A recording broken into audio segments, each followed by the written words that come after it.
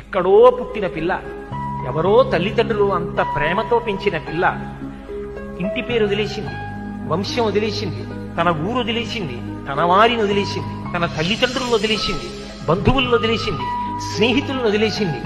ముక్కు ముఖం తెలియని నా కొడుకు చిటికిన వేలు పట్టుకుని నా ఇంటికి వచ్చింది. తాను మరణ సదృశమైన వేదన పొంది ప్రసవాన్ని పొందింది. నేను తాతనయ్యానని తాను పొంగిపోతాను. నా వంశాన్ని నిలబెట్టింది. మా మామగారు బాగుండాలని కోరుకుంది, మా అత్తగారు బాగుండాలని కోరుకుంది. తాను నోము చేస్తే, వ్రతం చేస్తే నా భర్త దీర్ఘాయుష్మంతుడు కావాలని అడిగింది. నిద్ర లేచి మంగళసూత్రం కళ్ళకద్దుకుంటే మా ఆయన బాగుండాలని కోరుకుంది. నా కొరకు ఆమె ఏం అడగల. తన అత్తవారి కొరకు, పుట్టింటి కొరకు. ఆ పిచ్చి తల్లి ఎక్కడో పుట్టిన పిల్ల నా ఇంటికొచ్చి ఇన్ని చేసిందే, ఆ పిల్లగా నాకెక్కువ, నా కొడుకు ఎక్కువ అంటే ఆ పిల్లే నాకెక్కువ, నా కోడలే ఎక్కువ. అందుకే నా తండ్రి నీకు మామ, నా అన్న నీకు బావ, తండ్రితో సమానం.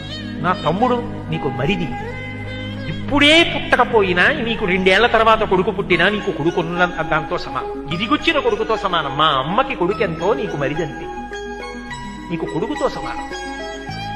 ఇప్పుడు ఆయనకి చెందినవన్నీ